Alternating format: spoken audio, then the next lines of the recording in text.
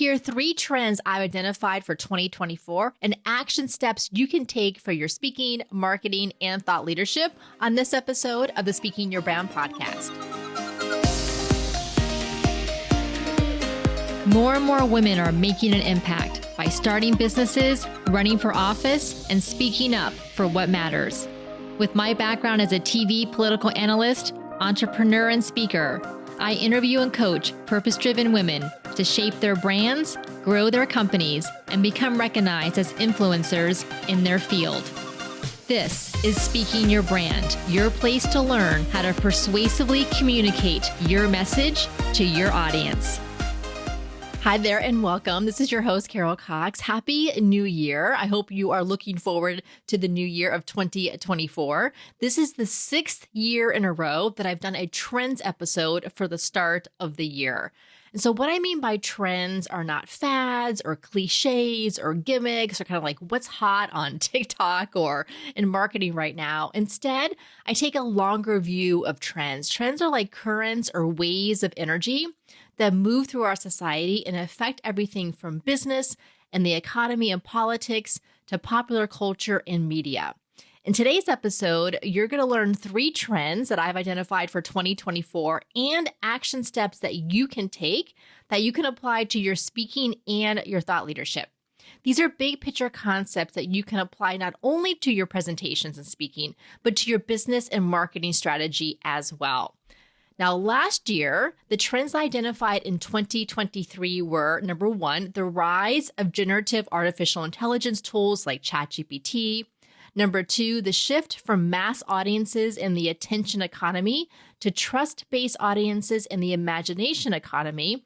And number 3, a renewed focus on local in-person activities and business. And I would say that all of these things definitely took place in 2023. And you're going to see as I talk about the trends in 2024 that we're going to see even more of these as they continue to develop. For those of you who are new to the podcast, welcome. I'm so glad that you're here. I'm Carol Cox, the founder of Speaking Your Brand. We help women entrepreneurs, executives, and leaders clarify their brand message and story, create their signature talks, and develop their thought leadership platforms. You can learn more about how we can help you develop your thought leadership and your signature talk in our Thought Leader Academy at speakingyourbrand.com/academy. Again, that's speakingyourbrand.com/academy. Now, let's get on with the show. Let's dive into the 3 big trends I'm seeing for 2024 and how they're going to impact your business, marketing, speaking, and thought leadership. The first trend is around social media platforms. Now, this has been going on for the past couple of years, but we're going to see it accelerate in 2024, just like we've seen it accelerate in 2023. And what I mean by changes in social media platforms is that, number 1, there's a fragmentation of audiences. 5 years ago or so, you really had the big 3 being Facebook, Instagram, and Twitter. But now you have more social media platforms coming into play, and you have really a dispersion of audiences. People are not just solely congregating on Facebook, Instagram, and Twitter. You have the dominance of TikTok, which I'll talk about more in just a moment. You have also a lot of people using private WhatsApp groups, Discord groups as well. So there's no longer one central place where everyone is congregating or where everyone is in a social media feed. You also have the decline of Twitter, now known as X, ever since Elon Musk purchased it in October of 2022. I have been on Twitter since, I think, 2008 or 2009, so a really long time. But I have stopped even looking at Twitter over the past year just because the social media feed has degraded so much. And so I think that you're seeing more and more people leaving Twitter as well to go to different platforms. You have Threads, which Facebook/Meta/Instagram launched in the summer of 2023. A lot of people went on to Threads. I'm not sure how vibrant of a platform it is, how much people are using it. I created an account there, but I have not been on it since that initial day. So again, we had this kind of fragmentation and dispersion of audiences. We also have the dominance of TikTok. And really the dominance of short form video over short text posts. And users, according to recent studies, are spending an average of an hour and a half a day on TikTok and an hour on Instagram. And what the dominance of TikTok is telling me is that the premise of social media itself is changing. It used to be that you would create a social media account and then you would follow your friends, your colleagues, people that you interacted with. And of course, you would follow other people like influencers or people you wanted to learn from. But the way the TikTok algorithm works, it's very different than, say, the Facebook or the Instagram or even the Twitter algorithm, in the sense that you don't really follow friends as much, but that the algorithm feeds you videos that it thinks that you're going to like based on your past viewing history. That's why also the TikTok algorithm has been called so addictive, because it understands you really well based on your viewing habits and keeps feeding you those types of videos, which is why people are spending an hour and a half on it per day. I've also seen articles about the decline of influencers on these platforms because the algorithms are not giving them as much reach as they used to. It's harder and harder for people to see the content of the people that they've chosen to follow. Also, a lot of influencers have gotten a bad rap for promoting bad products. You have influencers on TikTok and Instagram who are being paid by lobbying groups to promote products or to say things about things and not disclosing that they're being paid. So there's a lot of going on in the influencer space that I think is causing a backlash. Also, with the social media algorithms, and this is true for all the different platforms, is that their algorithms are optimized for what they call engagement. And as we have seen for the past number of years, that outrage tends to lead to a lot of engagement. So now a lot of people are manufacturing outrage at every single thing that goes on in the world in order to increase the views and engagement on their post. There was an article in HubSpot, which is a marketing platform, just in November, so just a couple of months ago, and the article was headlined, "Is Social Media Dying?" And here's a quote from the article. It said, "Businesses on social media may benefit from focusing less on engagement and the hard sell and more on generating conversation among potential customers and getting potential buyers to engage offline through in-person communities and experiential marketing." So I'm going to come back to that in the action steps in just a little bit. So this is trend number one, these big changes in social media platforms, the fragmentation and dispersion of audiences, the dominance of TikTok as an algorithm in the sense that it's shifting the original premise of social media from following friends and colleagues and people you know to just being served what really is, in a sense, just entertainment. It's not really social media, it's entertainment. And I feel like that's what a lot of these social media platforms are going to be shifting to because of the dominance of TikTok. Trend number two is we're going to see the continued rise in more ubiquitous usage of generative AI tools like ChatGPT, so the writing tool, but now also with images, video, and voice. So of course, this is going to impact not only the content that we're seeing and the content we're creating, but obviously the election that's coming up in 2024 as well. I was watching a live stream of a panel discussion on YouTube just this past November, so just a couple of months ago, and they were talking about election security. So they had the panelists answer a question, and then they played an AI-generated video of one of the panelists that they had prepared in advance. So they took his video and his voice, his likeness, put it through these AI tools, and created him answering the question as his AI avatar. And as you're watching it, and I'll link to this YouTube video in the show notes so you can go see it. And I'll put the minute marker on there so you can just jump to that part.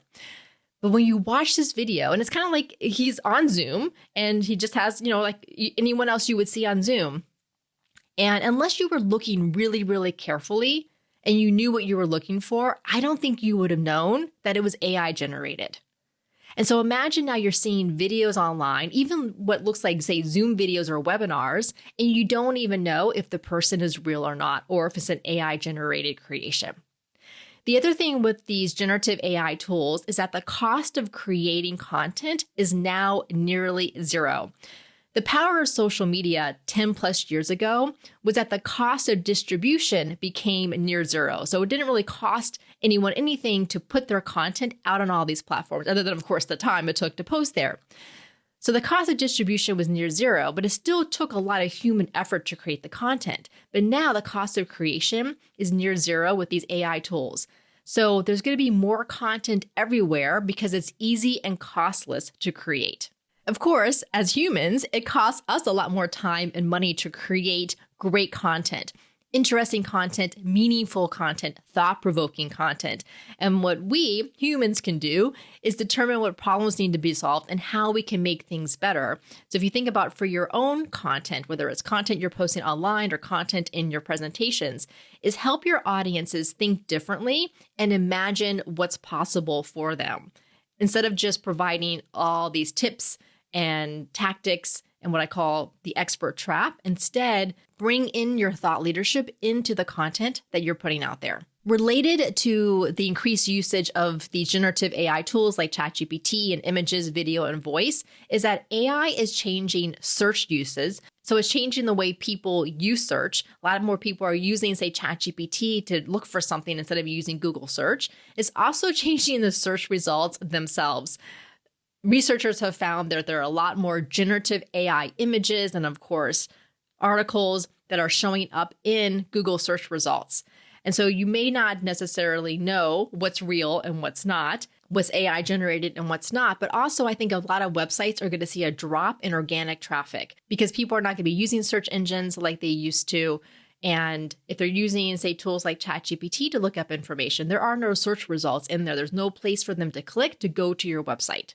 And then finally, related to this trend around AI is going to change how we do certain tasks. It's going to change our workflow, how we approach the activities that we do. I teach business and marketing at a university, and just this past December, a month ago, I taught a 4-week class all around AI and marketing, how AI is changing marketing. Imagine in the not too distant future, as in 2024, that AI can create and deploy an entire marketing campaign. So it can take, say, your ideal customer avatar, can take information about your business and your offerings, create an entire marketing campaign, create all the content, post all of the content, measure and track all of the results of the content. And it can do it all through AI agents that are doing this autonomously. Now, of course, you could check all of the work before it gets published or before it gets distributed, but really all of that can be done by AI.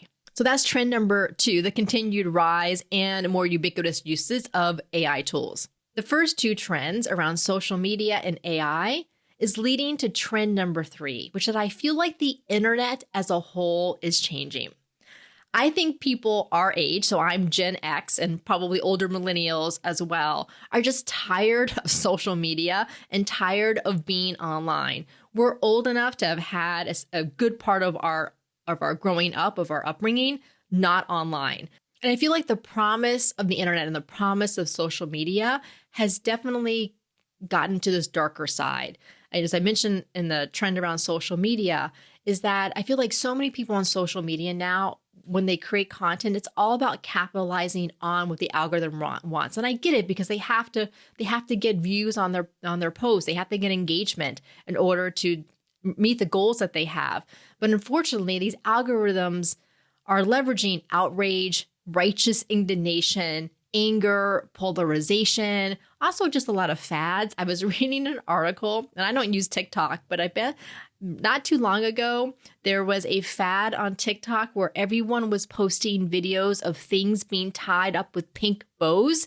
So, you would not just like a present, but you would put a pink bow around a box or your phone or a piece of food. I don't really understand, but I don't know. I just feel like maybe I'm just like old, like, get off my lawn type of thing. But I just feel like there's so much to life to experience, and having social media, just kind of scrolling on social media for an hour or 2 a day just feels like such a waste of our human potential.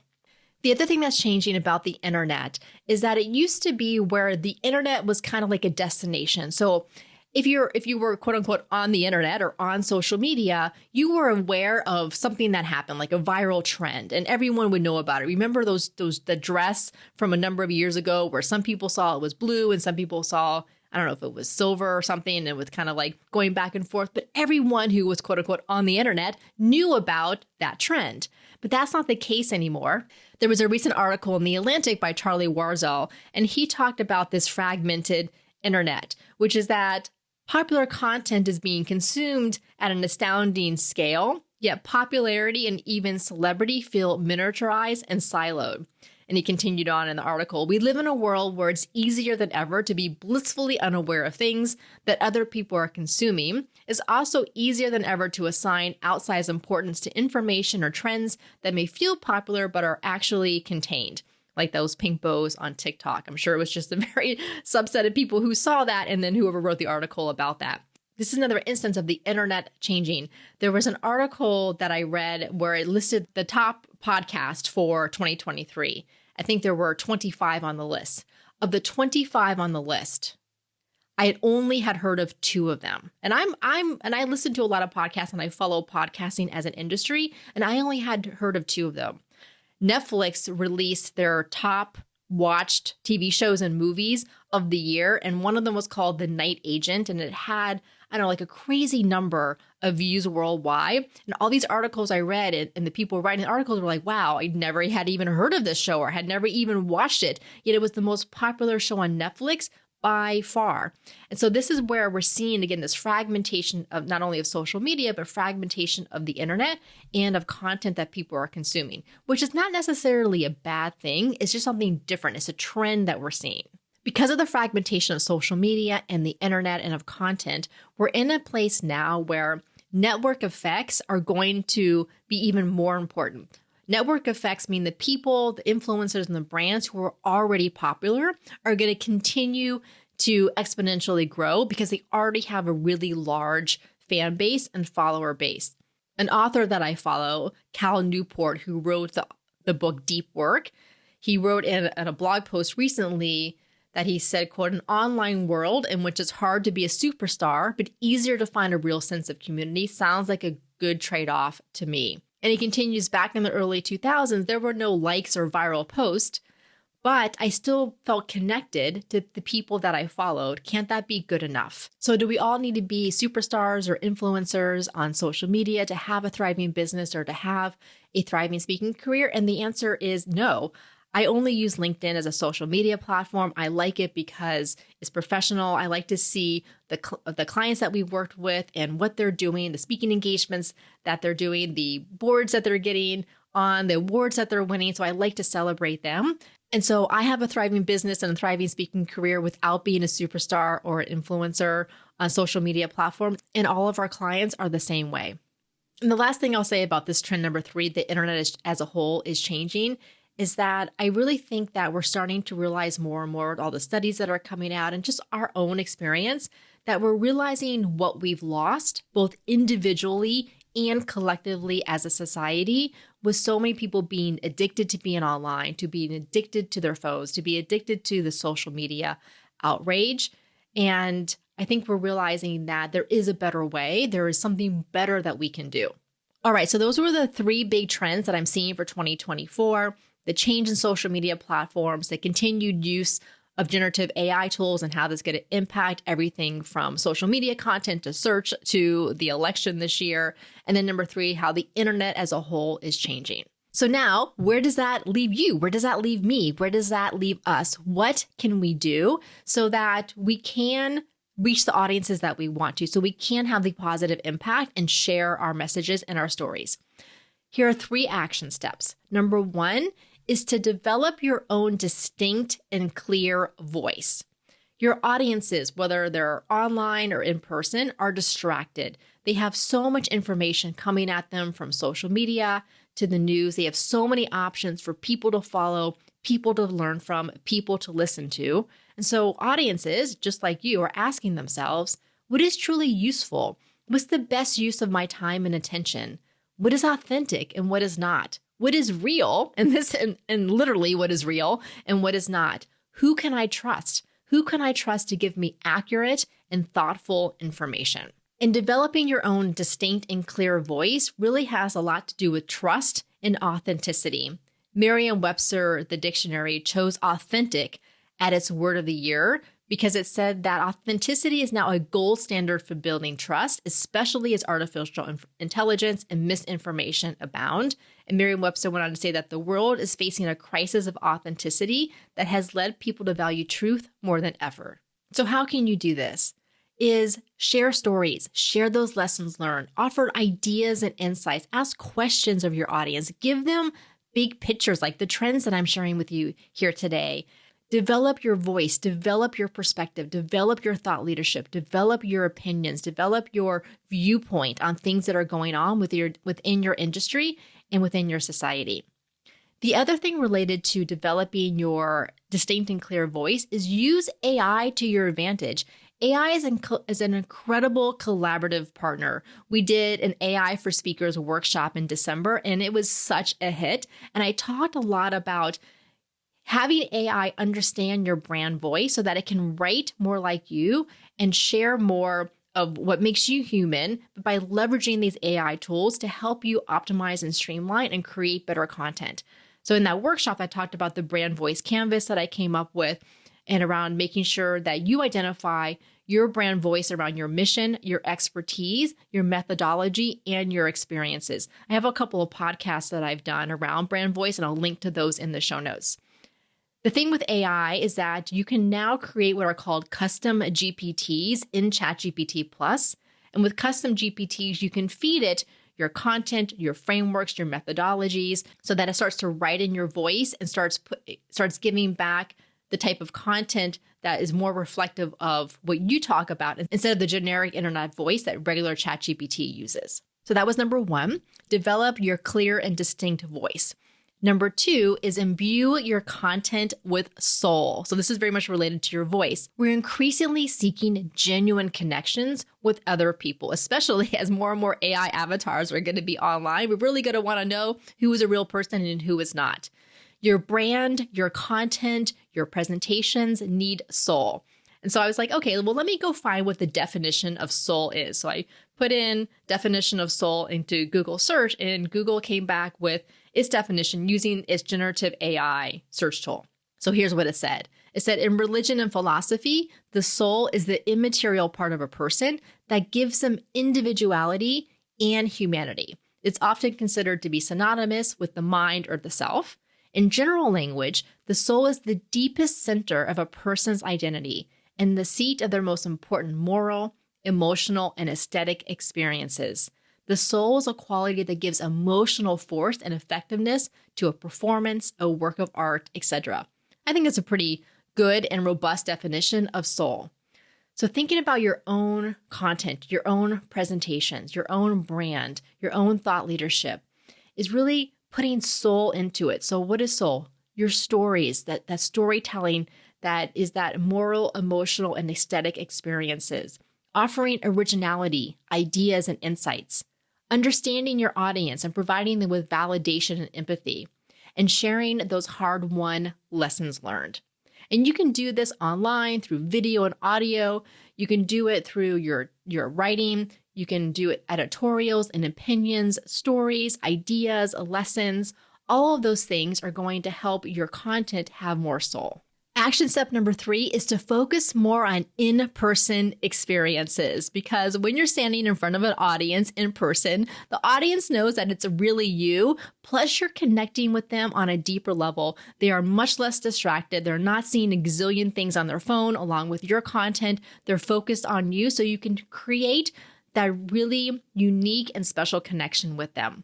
And we're seeing this desire for in-person experiences across the industry. Just look at live music and tours. Obviously, the success of Taylor Swift and Beyonce and the tours that they did in 2023. More and more people are saying that they're valuing in-person experiences, travel, concerts. The same thing for business and industry. Time Magazine says it's expanding its events division because it feels like in-person events are going to be more and more desirable. And so think about for yourself, how can you make sure that you're attending and speaking at more and more in-person events and conferences? We're so used to spending so much time online and on social media, obviously since the start of the pandemic as well. So what I'm going to try to do, and you can do this as well, is take 1 or 2 hours a week that you normally are spending online, say on social media. Take 1 or 2 hours a week and use that time instead for in-person marketing and visibility. Look for speaking engagements, submit to speak at conferences, find local groups and events and attend them, get to know the event organizers and the members and offer to speak there. build your local network. I think that's going to be so important going forward. The other thing is that pendulums swing back and forth. AI is hot right now. It has been for the past year, but we're going to see kind of a backlash for that, where people are going to want to prioritize in person, and they're going to want to be able to hear and see people who then they know are real, to meet people face to face. So now is the time to get prepared to be a fantastic speaker that events and companies want to hire. And two ways that you can work with this to develop your thought leadership and your public speaking. One is through our online program called the Thought Leader Academy. Our next start date is January 16th. You can get all the details at speakingyourbrand.com/academy. The other thing is that we have our 3-day in-person client retreat speaking intensive that is happening at the end of February in Orlando, Florida. We bring 12 women together for 3 days of instruction, practice on our stage, coaching and feedback. And then the third day, you get professional filming of your speaking segments that you can use for your speaker reel. You can get all the details on the retreat at speakingyourbrand.com/retreat. In our next episode, we're going to talk about specific steps you can use for creating your speaking and visibility plan, because hopefully you are now persuaded that public speaking, especially in person, is going to be the best way for you to connect with your audiences and to connect with potential clients. I hope you enjoyed this episode. Connect with me on LinkedIn. Let me know what you thought. And until next time, thanks for listening.